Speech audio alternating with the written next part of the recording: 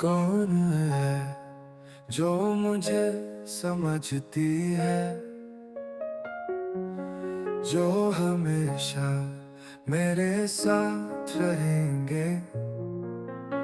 कोई बात नहीं परीक्षण, हमारे पास आओ, जो हमेशा भगवान को पहले रखते हैं। कौन है वो जो मुझसे सच्चा प्यार करता है,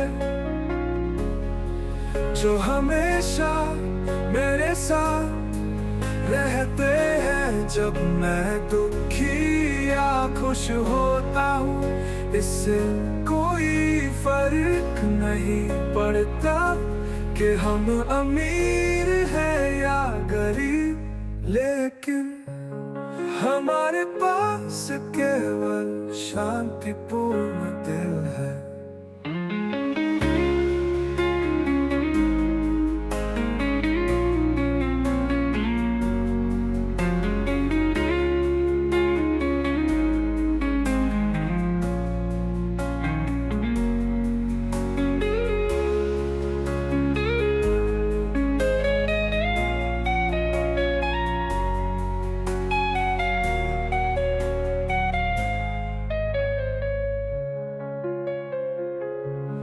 जो हमें वो जो मुझसे सच्चा प्यार करता है,